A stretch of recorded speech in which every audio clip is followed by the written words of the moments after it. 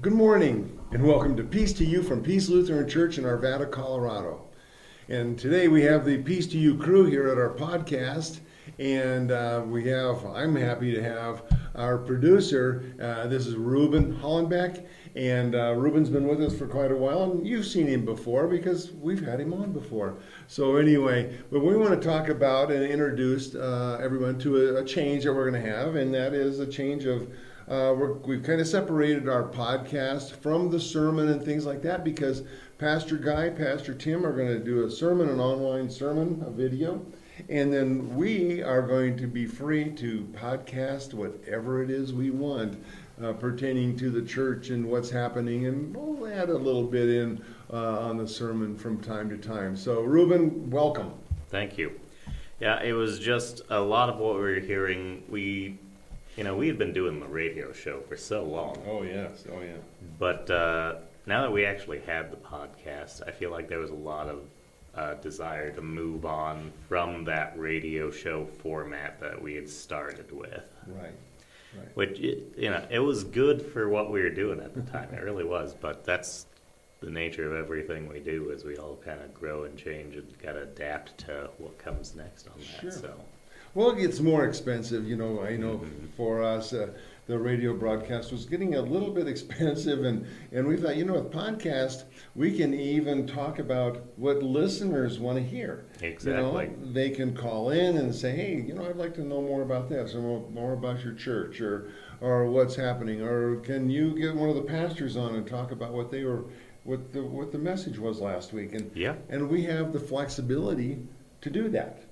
So, like this last week, Pastor Guy had the sermon, and he talked about how the numbers are changing tremendously, and people over the age of 65 in our church have gone all the way up to 47%. And for all of you young folks, gives you two different things, two different ideas here. One, we love to have younger people here. It'd be nice to have. Two, we're not that old. So, because I fit well into that range. But we're still doing so much here at Peace.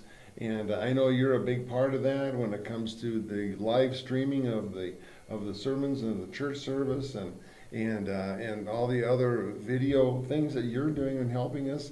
As far as live streaming, I know I've had some people ask, how do we get onto that? Where do we see it? How can we see it?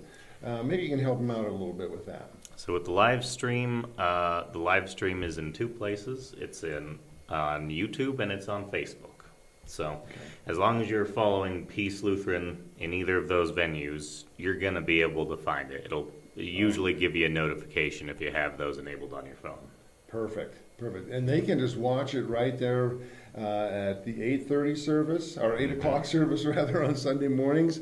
And then we have the 10:30 service. Now, do you live stream both of them? We do live stream both of those, yeah. Oh, that's good. You get both services, either which way. Mm-hmm. And, it used to be that we would have the sermon attached to the podcast afterwards, which you could have watched on our separate channel, which we also have linked to the website. But now we're just going to be having the podcast bit on there, and that will still be linked in the same place it's always been linked for those of you who have been following us prior to this. Mm-hmm. And now you can also click the link to view the pre-recorded sermon in its own. Very good. Well, the other thing that Pastor Guy talked about is that we're at lesson number 29 in the book of the story, which we've been reading as a congregation, and we've also been doing a lot of Bible study on this, and it's an incredible book. If you ever get that opportunity to read the story, it's really good, and I've really enjoyed it because there's so much of the Bible that I just kind of glaze over, especially in the Old Testament. This kind of brings it more to life, a little bit easier to read and understand, which I appreciate a lot. So anyway, he talked about that, and he talked about Saul and what Saul did, and how he persecuted Christians the way he did. And then he had this revelation where he lost his sight, and he had some very difficult time. And Jesus said, and it's in red letters right there in the Bible, "Why are you persecuting me?" And he had a change, obviously, in his life, where he became a writer. He wrote most of the New Testament books, and just reading what he went through and what we talked about in the story, as far as being beaten and thrown into prison and all these horrible things that happened to him, but it didn't stop him. And as we see things change here at the church, we're growing. We're getting better and better at what we do. We're trying to do the very best we can to reach as many people as we can. So, and you're aware of that, and I know you've been a part of that too, reaching the community, reaching out, and bringing people to Christ. And that's what this is all about. So as far as you're concerned and what you do at the podcast, our idea is to meet, find out what it is that people are looking for, and then doing what it takes to guide them to Christ, because that's what it's all about. We want people to learn about Jesus. Absolutely. How old were you when you first when you started really getting into the church? And it's kind of hard to say, because I think to myself, well, I always looked at myself as a Christian because I was baptized in the church. But I really didn't get really strong into it until probably my 20s. Yeah, I would say probably for myself, it was around high school when I actually started doing like some Bible and apologetics classes, and actually taking a good look at what it was, and not only that, but what actually also existed outside of that. Because I think to a certain degree, you don't really know what you have until you see what is on the other side of those things. Right. Like, I had no idea when I was growing up as just a lad what, Buddhism, Shintoism, Muslim, Judaism, so many other different religions. I had no idea what they were, what they even meant. And part of strengthening my own faith was actually learning, well, what do these other religions actually practice? Sure. And for some people, I know that they try to keep the knowledge of other religions and what they believe as far away from their children and people as possible. Right.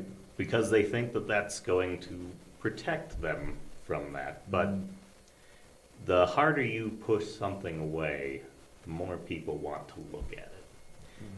I think it was very wise that Denver Lutheran High at the time just had a class where they're like, okay, so here's what the other religions are, so you can just get a look and see here's how they compare. Because when you compare them side by side, I found a lot more compelling evidence for what I had already believed. Yeah, and that's what it really struck me when I had the opportunity to actually go to Jerusalem, go to Israel, and see and look at all the things that the Bible talked about. There it is. There's the ruins. There's everything that we talked about, and it really brought it home for me. And I feel the same way. The biggest difference that I saw is that our God is still alive. Jesus was resurrected. Jesus came back to life. He died. He was dead for 3 days. He came back to life. And he sacrificed himself for us. For everybody in the world, he sacrificed himself. And so we no longer have to worry about death. That he's beaten death. He's beaten. And it just means, that's why I do what I do. And that's why I'm here at Peace Lutheran Church. I think the thing that always swayed me the most was how much I looked at specifically the red letters and how focused it was on everyone being able to come together and love each other. Sure. Yeah. I think I think a lot of Christians and even a lot of non-believers kind of get focused on this notion of, hey, we got to get to heaven, right? Right. The end goal is somehow our souls go to heaven. Yes. That's never been Jesus's goal for us where we are right now. Even in our prayers that we have, the Lord's Prayer, he said, we ask for our Lord's kingdom to come here. Yes. And that should be our main goal, for us to bring God's love to everyone as they are here and now. Absolutely.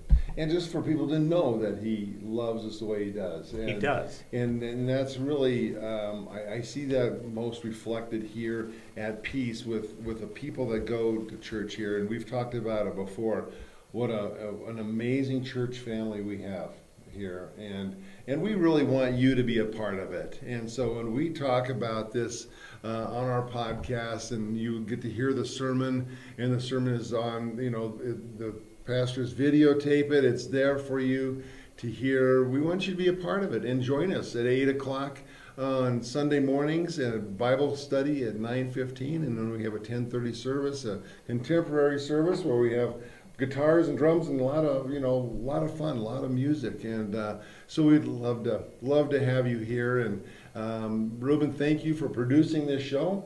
We appreciate it. And if you folks have ideas or things you want to see, things you want to hear, please contact us here at Peace. We want to hear from you, and we'll get something on the podcast and hopefully help you with your walk, as so many people have helped us with ours.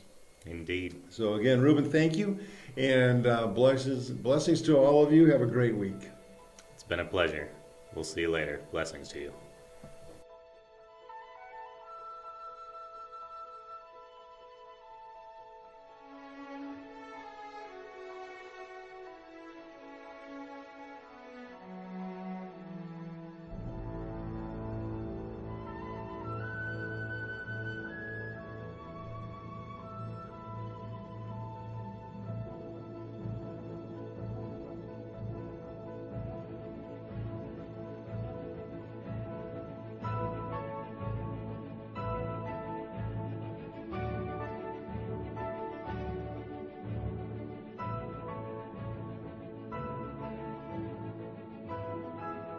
Thank you for joining us for Peace to You at Peace Lutheran Church in Arvada, Colorado.